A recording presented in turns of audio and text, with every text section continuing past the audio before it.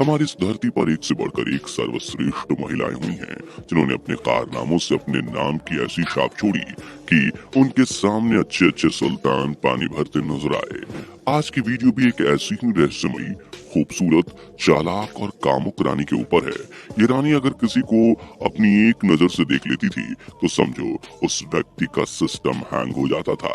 इस रानी ने एक साथ 12 रियासतों को हिलाकर रख दिया था। दोस्तों, हम बात कर रहे हैं द ग्रेट इजिप्ट एम्पायर की सबसे खूबसूरत रानी नेफरतारी की। आपको पहले ही बता दी कि नेफरतारी को नेफरतीती भी कहा जाता है।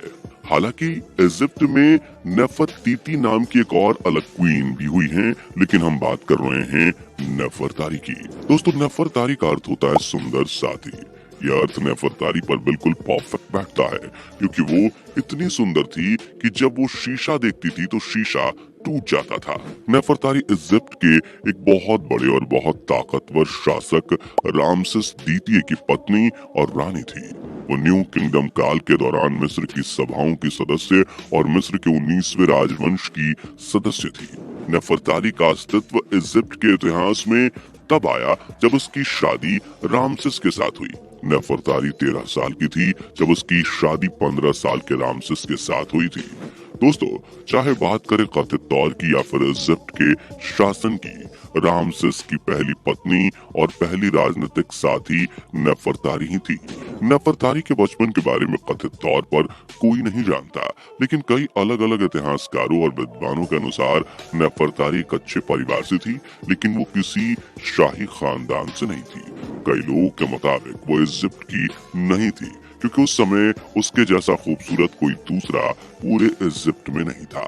शुरुआत में नेफरतारी और रामसेस का जीवन कई सारी निजी परेशानियों में बीता, क्योंकि इजिप्ट की हमेशा से एक पुरानी सोच रही है, जो कि आज भी है। लेकिन करीब 2 साल बाद दोनों में प्यार मोहब्बत बढ़ने लगी। रामसेस ने नेफरतारी के लिए कई सारे किले और मकबरे बनवाए, जो कि आज भी मिस्र में मौजूद हैं।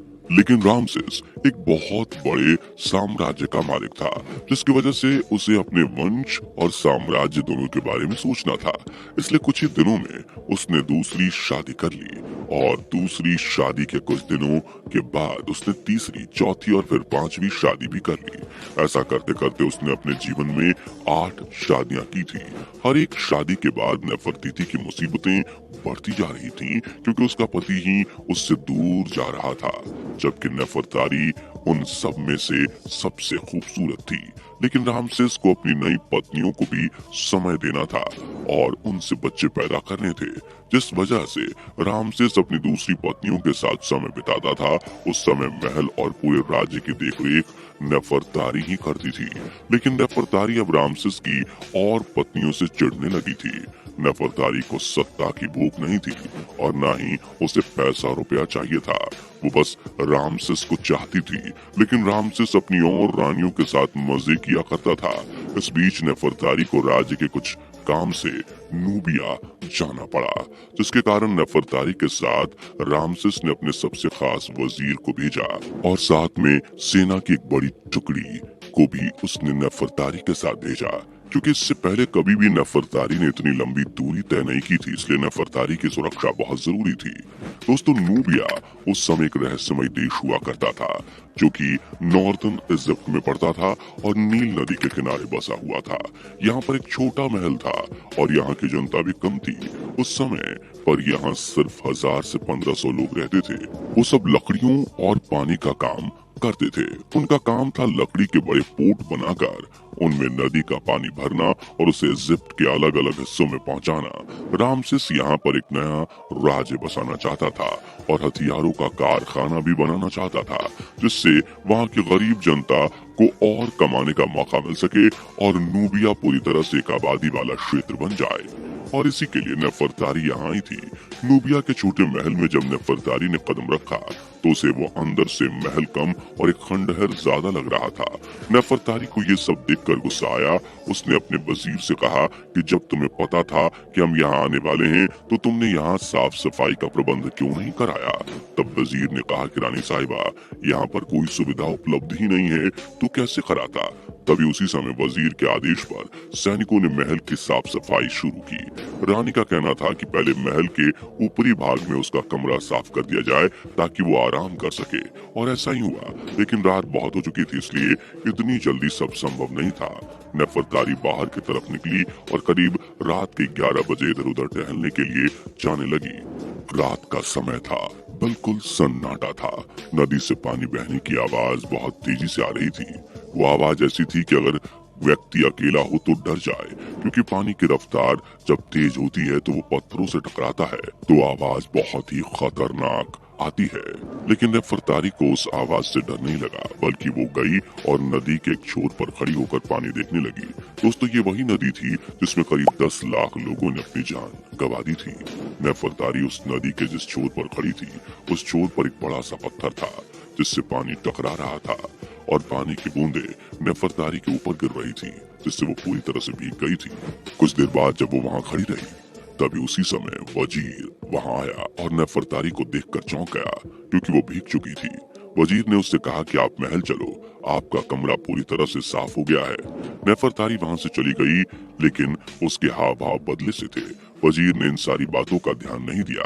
उसका ध्यान नेफरतारी के बदन पर था, जो कि भीगा हुआ था और हल्की सी रोशनी पड़ने पर बिल्कुल सोने की तरह चमक रहा था। वजीर चाहता था कि वो नेफरतारी को अपनी हवस का शिकार बना ले, क्योंकि नेफरतारी जैसी सुंदर वास्तव में पूरे इजिप्ट में कोई दूसरी लड़की नहीं थी। भीगने के बाद उसके कपड़े उसके शरीर से बिल्कुल चिपक गए थे। उसका सीना एक अलग उभार लिए हुआ था। उसके हर एक कदम चलने पर उसके सीने के ऊपर लिपटे कपड़ों से पानी टपक रहा था, और वो पानी अब वजीर की प्यास बढ़ा रहा था। उतने में ही महल आ गया और वजीर सीढ़ियों के पास ही खड़ा रहा, और नेफरतारी तेज कदमों से चलती हुई फुर्ती के साथ सीढ़ियां चढ़ते हुए ऊपर जाने लगी। उसका शरीर जिस तरह से उछाल मार रहा था, उस उछाल को देखकर वजीर के मन में यही आया कि अब इसे दबोच ही लेता हूँ। लेकिन उसके दिमाग में रामसेस चल रहा था।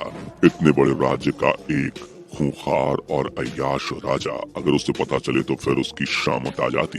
दोस्तों, ये तो था कहानी का पहला वो हिस्सा जो कि इजिप्ट की ऑफिशियल वेबसाइट पर नेफरतारी के बारे में लिखा हुआ है।